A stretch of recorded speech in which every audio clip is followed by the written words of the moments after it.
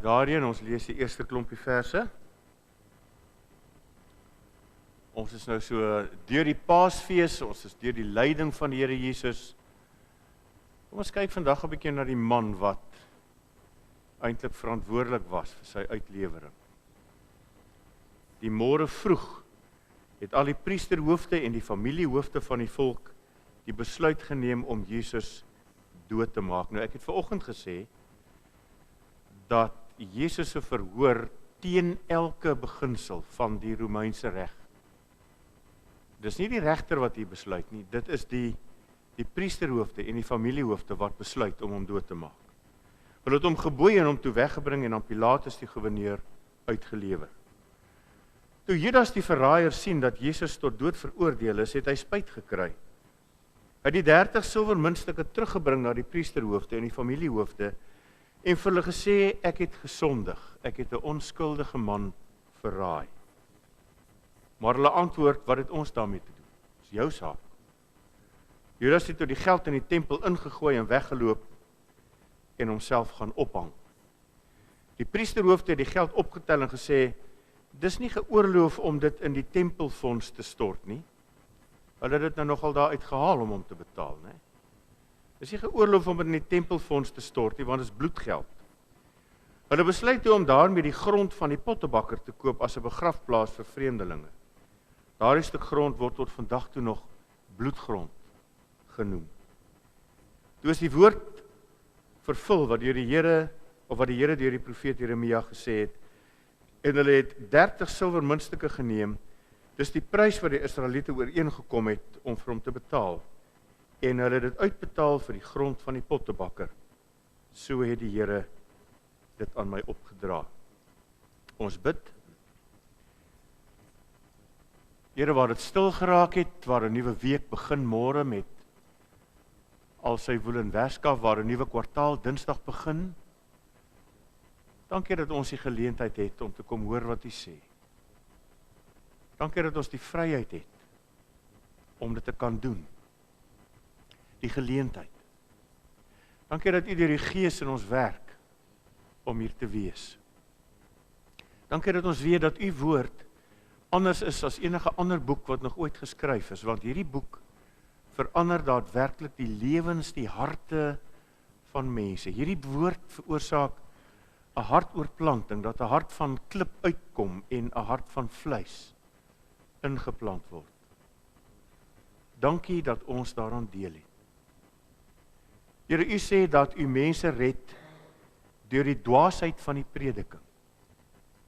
En ons dankie dat ons dan onder die geklank van die woord kan wees en so ook kan deel hê aan die redding in Christus. Spreek, Here, ons luister. Amen.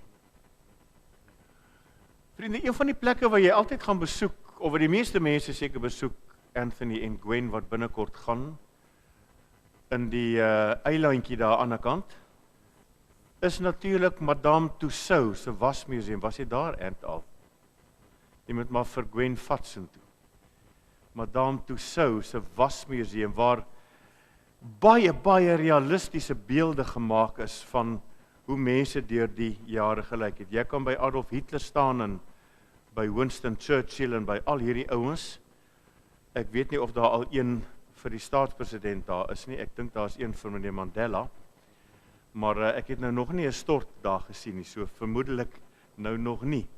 En nou is 'n interessante ding dat van 1970 af is duisende besoekers aan daardie beroemde wasmuseum in Londen gevra, wat is die naam van die persoon wat jy die meeste verag?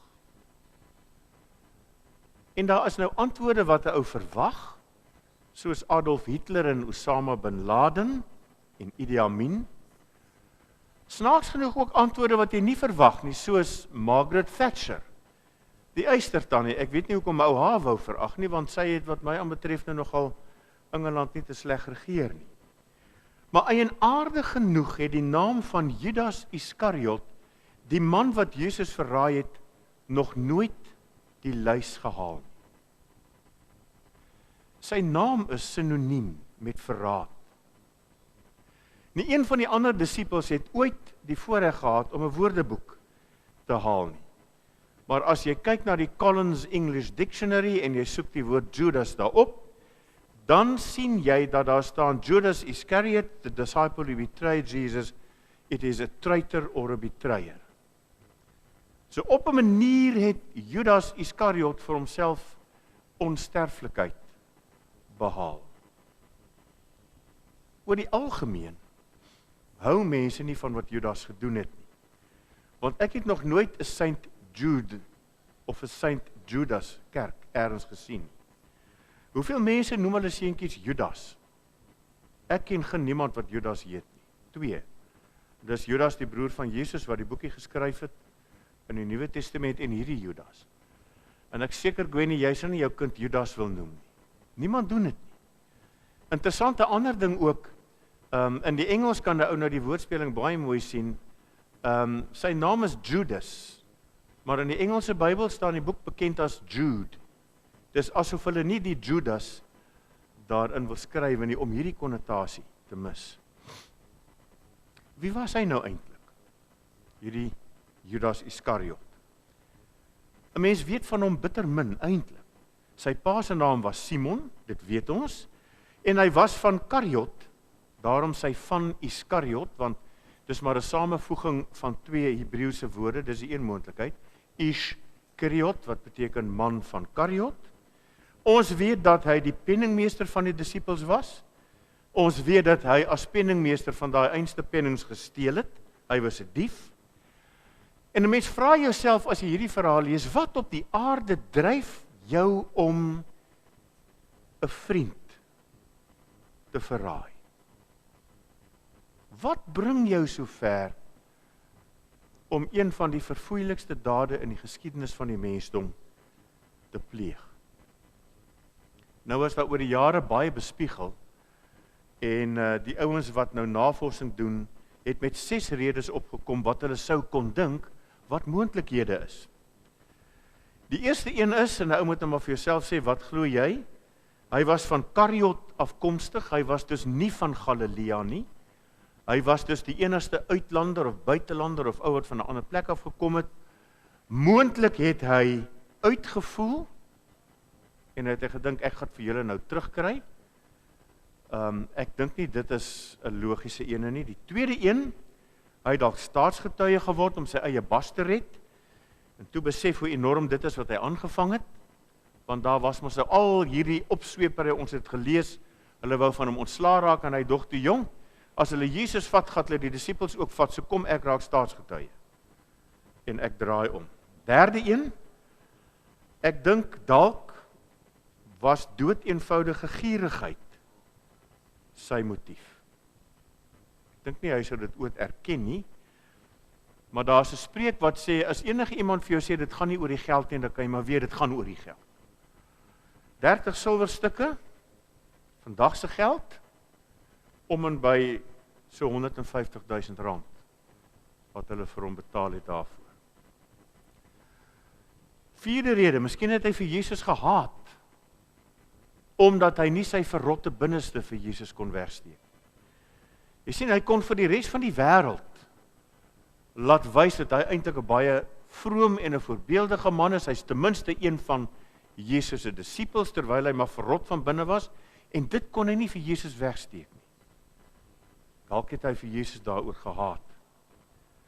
Sommige geleerdes stel ook voor dat die naam Iskariot ons nie uit die Hebreëus moet kry, Iskariot nie, maar uit die Grieks, en die Grieks is afgelei van 'n klomp mense, 'n gewelddadige nasionalistiese groep, wat alles selfmoord sou gebruik om Palestina van Romeinse oorheersing te bevry, en die Griekse woord is dolkdraers. Hulle was bekend as die dolkdraers, en hulle sê dat hy waarskynlik dalk 'n lid van die dolkdraers was, groepering. Daar is mos altyd maar sulke groeperings wat opkom as daar moeilikheid is. My eie pa was lid van die Ossewa brandwag hier in die Wêreldoorlogtyd, om te sê, maar hoekom moet ons teen die Duitsers draai, hulle het niks aan ons gedoen nie. So jy kry maar altyd hierdie nasionalistiese groepe wat opstaan, en nou sê hulle toe Judas agterkom, na al Jesus se gepraatery van die koninkryk wat kom, en die koninkryk wat nie van hierdie aarde is nie, En hy sien die tyd kom al hoe nader en Jesus doen niks om van die Romeine ontslae te raak nie, het hy besluit wel, dan is jy nou nutteloos. En hy gaan hom sommer uit wrok verraai, klaar kry. Is dalk 'n moontlikheid? 'n Ander moontlikheid is dat hy nie noodwendig voorsien het dat Jesus gaan sterf nie. En dat hy gedink het, as hy nou vir Jesus hier in 'n hoek druk, en as hy vir Jesus nou aan die Romeine oorgelewer kry, en aan die priesters en die familiehoofde, dan gaan hy eintlik Jesus dwing om sy hand te wys. En dan gaan hy Jesus dwing om te sê, nou maar goed, as julle my arresteer, dan gaan ek nou my mag bewys, en ek gaan nou van die Romeine ontslaa raak. Mens weet nie, elke mens kan seker nou maar vir homself gaan sê, wat dink jy is die rede? Die een ding wat 'n mens vir jouself moet sê, is ook, ons sou nooit kon sê dat Judas 'n onwillige slagoffer was van God se manipulering om hom te kry om hierdie daad te pleeg nie. Want dis nie waar nie. Nêrens lees 'n mens iets daarvan. Dis 'n besluit wat hy geneem het. Judas Iskariot, vriend, vertroueling, disipel, penningmeester, verraaier. En ek het al baie gesê, dis vir my nie net lekker nie, dit help 'n ou om die ding mooi te verstaan, as jy jou in daardie mense se tyd en stryd kan indink. En hoe moes Jesus gevoel het? Toe hierdie man wat deel was van sy klein uitverkore binnegroep, hom met 'n soen verraai. Die naam van Judas is deur die eeue heen gekoppel aan verraad. Daarom noem ouens nie hulle kinders Judas nie, en daarom kry jy nie 'n Sint Judas kerk elders nie. Maar die vraag wat nogal by 'n mens spook is, wat het Judas gemis toe hy homself gaan hang het? Wat het hy misgeloop? Wat het hy nie raak gesien nie? Hoe sal 'n ou nou in Engels kan sê, waar het hy die plot verloor? Wat het hy gemis toe hy homself gaan ophang het? Vers 5 sê, Judas het die geld in die tempel ingegooi en homself gaan ophang. Maar as ons verder lees, dan sien ons dat Judas homself gaan hang het voor Jesus se vonnis voltrek is. Voor Pilatus klaar was met Jesus se ondervraging, was Judas al dood. Voor Barabbas vrygelaat is, was Judas al dood. Voor Jesus aan die kruis gespyker is, was Judas al dood. En die absolute tragedie daarvan is dat hy dood is voordat Jesus uitgeroep het, Vader vergeef hulle, hulle weet nie wat hulle doen nie. Toe Jesus dit gesê het, was sy selfmoord 'n voldonge feit. Hy was reeds dood. So die eerste en die belangrike ding wat Judas hier mis, is Jesus se vergifnis. 'n Mens kan dalk dink dat Judas se sonde so erg was, dat vergifnis nie vir hom moontlik was nie. Maar in 2 Petrus 3 vers 9 staan daar, God wil nie hê dat iemand verlore gaan nie. Hy wil hê dat almal hulle moet bekeer.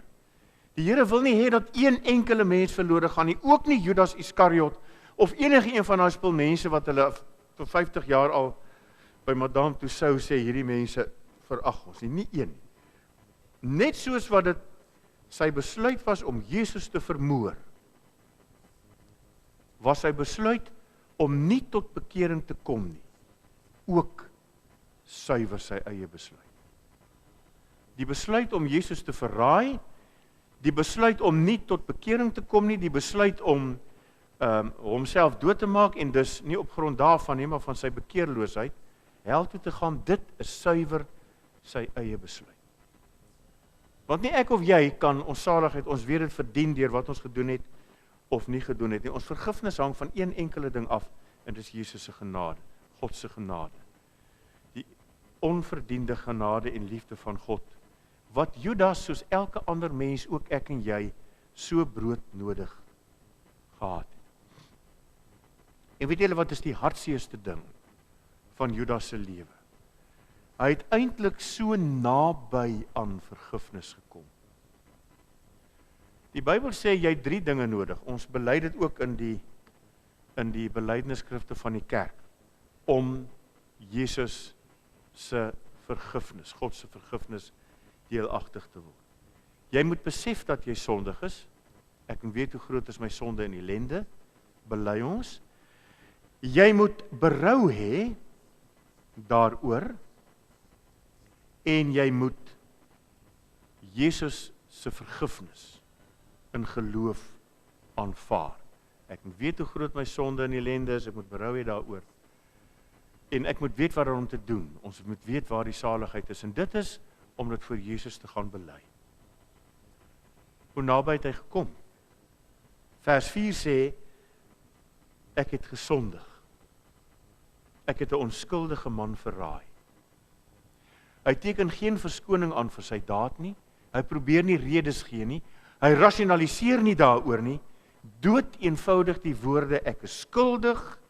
Met ander woorde, hy erken hy is sondig. Stap 1, getik, hy het dit gedoen. Hy weet hoe groot sy sonde en ellende is. Vers 3 lees ons, toe Judas die verraaier sien dat Jesus tot die dood veroordeel is, het hy spyt gekry. Hy het die 30 silwer muntstukke teruggebring na die priesterhoofde en die familiehoofde, en het daar in die tempel ingesmyt. Daar was dus wel deeglik berou by hom. En broers en susters, nou is die interessante ding ook, dat baie mense baie keer berou het oor stommiteite wat hulle aangevang het, nadat hulle uitgevang is. Kyk na Dawid. Wat is daai beroemde ding wat die ouens sê, Dawid oud, Dawid koud, Dawid stout, né? Toe hy daar vir Batseba gevat het. En hy het vrolik aangegaan met Batseba, totdat ou Nathan die profeet na hom toe gekom het en gesê het, wie wat hy aangevang het. Toe het Dawid sy hare uit sy kop uitgetrek, en toe het hy nou berou gehad en gesê, ek het gesondig, ek is Here, help my, nadat Nathan hom aangespreek. Wat ten spyte van Judas se erkentenis van sy skuld, ten spyte van sy berou, kom hy net nie so ver om vergifnis te vra nie. Nou is dit so dat op baie plekke in die wêreld is 2 uit 3 voldoende. Dis daarom 66%. Wat Gwen met 'n ou deesdae kry om deur te kom in die ou nuwe Suid-Afrika? Hoeveel? 30%. 40%. So die ou wat my breinoperasie gaan doen, kan 60% van my brein nie weet nie. Bietjie Banana Republiek-agtig, moet ek sê. 66% is hier nie genoeg nie. Jy het 100% nodig. Weet ek is sondig? Ek is jammer daaroor regtig, nie net om ek uitgevang is nie, omdat dit my regtig seer maak wat ek gedoen het, en dan om daarmee na Jesus toe te gaan. Ons lees van ou Dawid, so pragtig, hy sê hy het in die nag gelê en uitteer op sy bed. Gesê, Here help my, Here vergewe my. Tot op daardie punt kon die arme ou Judas net nie kom nie. Daar's baie mense in die wêreld wat weet hulle is sondig, wat berou het oor die stommiteite, maar hulle kom nie so ver om God se vergifnis te aanvaar nie. En 'n mens kan dit eintlik op 'n manier nie verstaan nie. 'n Mens verstaan eenvoudig nie wat hulle terughou nie. Hoekom gebeur dit nie? Dink 'n bietjie miskien by jouself of by mense wie jy ken. Hoeveel kere ou nie maar in jou eie lewe stommiteite aanvang? En dit vat jou eintlik nogal 'n geruime tyd om op jou knieë voor God te kom en te sê, Here, ek het droog gemaak. Here, ek het regtig droog gemaak. Ons kry dit nie eens reg om mekaar om vergifnis te vra nie. En ek sê altyd, dit is die maklikste ding om konflik te ontland, of jy nou regtig skuldig is of nie, sê net, ek is regtig jammer. En waaroor vat die ander ou dan met jou? Ek is jammer. As ek jou ontstel het, as ek jou seer gemaak het, as ek jou verontreg het, ek is jammer. En waar gaan die fight dan aan? Dan kan jy mos net sê, ek het gesê, ek is jammer. En dit lyk vir my, ons kom baie keer nie so ver om dit vir mekaar te sê nie, en daarom kom mense soos Judas nie so ver om dit vir God te gaan sê nie. Maar dit is 'n gevaarlike speelie om te speel. 3 dae nadat Judas en Jesus dood is, het Jesus opgestaan uit die dode, maar Judas was steeds dood. En toe hy na sy verskyning aan die opstanding aan die disippels verskyn, toe sê hy vir hulle, vrede vir julle. En dis die tweede ding wat Judas gemis het. Dit wat hy waarskynlik so begeer het, maar nooit gekry het nie. Vrede in sy hart sou waarskynlik wees as die Romeinse gouverneur oppak en pad gee terug na Rome toe. Hy het nie daai vrede gekry nie. Hy het nie vrede gehad terwyl hy geleef het nie, daarom het hy homself om die lewe gebring, en hy het ook nie gesterf met vrede in sy hart nie. En juis in Johannes 14:27 sê die Here Jesus vir sy disippels, vrede laat ek julle na, my vrede gee ek vir julle, moenie ontsteld wees nie, moenie bang wees nie, hê vrede. Ek dink Judas het waarskynlik hierdie vrede gesoek. Die wêreld kan jou egter nooit vrede gee. Dis was, okay, kom ek vra 'n bietjie, hoeveel mense dink julle ouens pleeg elke dag selfmoord in Suid-Afrika? 8000 'n jaar, 23 'n dag, 230 mislukte pogings elke dag in sonnige Suid-Afrika. Dit maak ons die wêreld met die 8ste hoogste selfmoordstatistiek in die wêreld. Wat vir ons dood eenvoudig sê, broers en susters, baie mense loop met 'n masker op hulle gesigte deur die wêreld. Ek is baie seker, want ek ken hulle, ek kan hulle uit my eie geskiedenis uit opnoem. Hoeveel mense wat selfmoord pleeg, en jy sê, ons het dit nooit verwag nie. Piet, hy het altyd so gelukkig gelyk, en hy het nou gaan selfmoord pleeg. Baie keer verwag 'n mens dit, as dit gaan oor mense wat aan diep depressie ly. Ek weet nou nie, Elmarie, wat is die wetenskaplike woord daarvoor nie, maar nou nie 'n bietjie depressie, want ek my kar gestamp het nie. Regtig, hoe wil jy nou sê, chemiese depressie, waar daar regtig iets fout is met die afskeiding van stowwe in jou brein. Dan dink 'n ou jong, hierdie mens gaan waarskynlik maar by selfmoord eindig. Dit kan half nie anders nie. Hierdie depressie kan nou net nie. Maar jy kry mense wat hier tussen ons rond beweeg. Enige een van ons dalk. En ons loop met so 'n masker op ons gesigte, dat is daai ou die sneller trek en sê vir jouself, ek sou dit nooit ooit gedink het nie. En behalwe nou, wil ek sê vir die patologiese gevalle of vir die mense wat nou werklik aan diep depressie ly. Vermoed ek is die rede hoekom baie mense, soos Judas, dalk selfmoord pleeg, omdat hulle nie hierdie vrede het nie. Hierdie vrede van God nie het nie. Ek weet nie wie ken dalk die ouer mense. Die liedjie Pack up your troubles in your old kit bag. Pack up your troubles in your old kit bag and smile, smile, smile. Geskryf deur, ja, jy ken hom Linda, jy sit en smile, smile, smile. Kom hier die wêreldoorlog uit. Felix Powell. Dis bekend as die mees optimistiese liedjie wat ooit geskryf is, en Felix Powell het selfmoord gepleeg. Die ou wat hierdie lied geskryf het. Ek dink dit gaan oor hierdie gebrek aan vrede by baie mense. Die vrede van God, sê Filippense 4:7, wat alle verstand te bowe gaan. En nou dink 'n mens aan vrede as 'n afwesigheid van konflik of 'n afwesigheid van stryd. Maar die vrede wat hier vandaan, of wat hier gepraat word, Irene, kom van jou naam af. Irene in Grieks. Wat beteken vrede? Maar die diep betekenis daarvan het te doen met die regstel van verhoudings. Dis wat die stam daarvan eintlik is. So as Jesus sê, Irene vir julle, vrede vir julle, dan sê hy, ten eerste, jou verhouding met God word herstel, daarom is daar vrede tussen jou en God, en die noodwendige konsekwensie daarvan is vrede met my medemens. En ek dink dis hierdie vrede waarna Judas gesmag het. Dalk hierdie vrede waarna soveel mense wat selfmoord pleeg smag. Hoeveel keer hoor jy nie dat 'n seun of 'n dogter en tiener selfmoorde neem ontsettend toe in Suid-Afrika? My arme ou bediende, vorige bediende se seun het selfmoord gepleeg op 23, omdat hy nie werk kan kry nie deur batterysuur te drink. En hy het 'n verskriklike dood gesterf. My huidige bediende se seun is opgelei, hy het 'n sportgraad, hy kry net nie werk nie. So dit lyk my is nie net die wit kinders wat sukkel nie, daar is swart kinders wat net soveel sukkel. Dan het jy nie vrede nie. Kinders wat gaan selfmoord pleeg omdat my ou of my meisie my afgesê het. Hoeveel keer hoor 'n ou dit nie? En nie vrede in my verhoudings nie. Judas,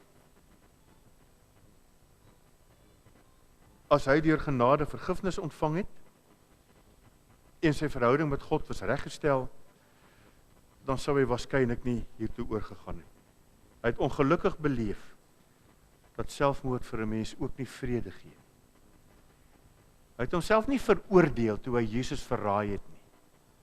Dis nie waar Judas se probleem lê nie.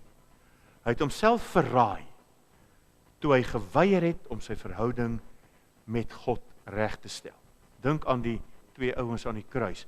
Here, dink aan my, vergewe my, en die ander een wat aanhou spot, wat hom verhard. Is bekend, ek het dit al 'n paar keer gesê, dat Judas 'n vurige nasionalis was. En hy was oortuig dat Jesus die einde gaan bring van Romeinse oorheersing. En as 'n ou nou bietjie na die sielkunde daar agter kyk, dan sou jy waarskynlik kon sê hy het gesmag na mag. Mag om verandering teweeg te bring. Mag om van die Romeine ontslae te raak. Mag om Israel te herstel en weer 'n koning daar aan die gang te kry, wat regtig 'n Joodse koninkryk was, soos dit was. Maar die beeld van sy lijk wat hang aan 'n tou, roep alles behalwe mag na vore. As jy na daai beeld kyk, dan is dit pateties, is tragies. Dis nie 'n simbool van mag nie. En toe Judas aan die einde van sy relatiewe kort lewe gekom het, was hy so meegesleur deur die gebeure waarvan hy self die outeur was, dat hy so magteloos gevoel het, dat hy die maklike uitweg gekies het. Hy kon net die ding nie meer hanteer. Hy het dus ook hierdie een ding wat hy begeer het, gemis. Want 40 dae na Judas se selfmoord, sê Jesus vir sy disippels, julle sal krag ontvang, wanneer die Heilige Gees oor julle kom. Krag waarvan Judas, mag waarvan Judas nie kon gedroom het nie.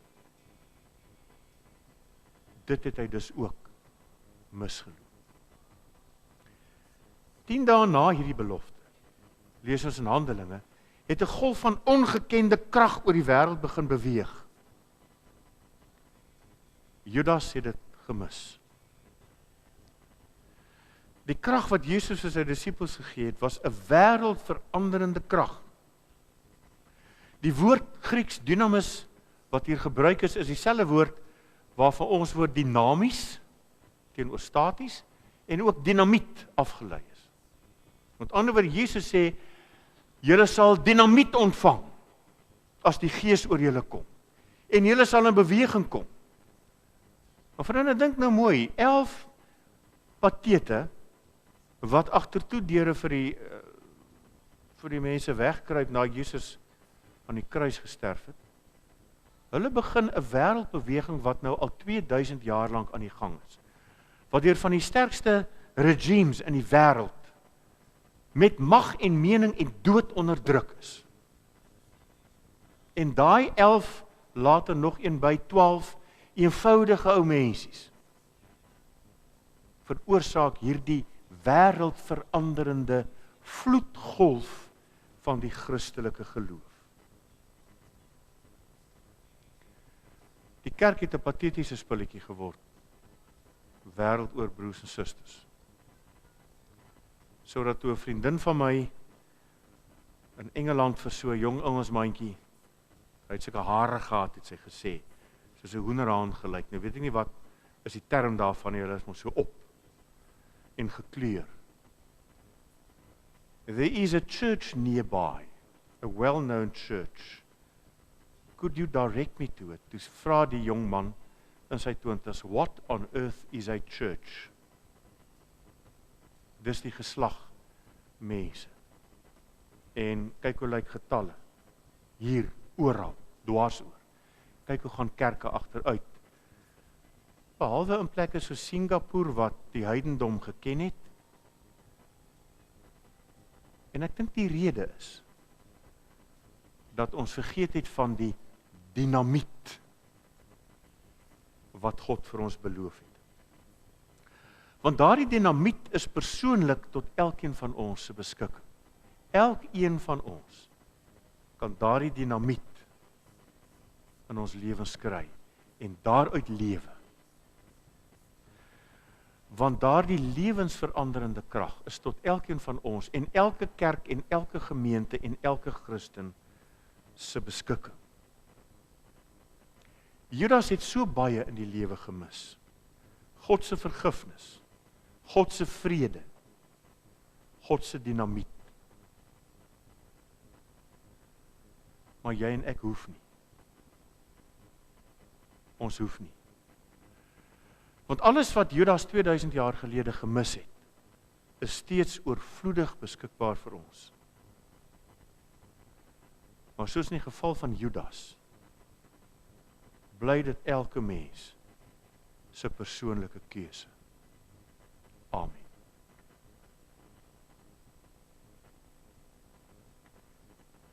Hemelse Vader, ons dank U vir dit wat ons vanaand uit die Bybel kon kry, kon sien van hierdie tragiese figuur. Van 'n man wat in U binnekring geleef het en wat besluit het om die rug op U te draai. En dan dink ons, Here, en almal van ons ken sulke mense wat ook hier in die binnekring van byvoorbeeld die gemeente geleef het. Maar net weg is. Wat niks doen om 'n bydrae te lewer tot U liggaam nie.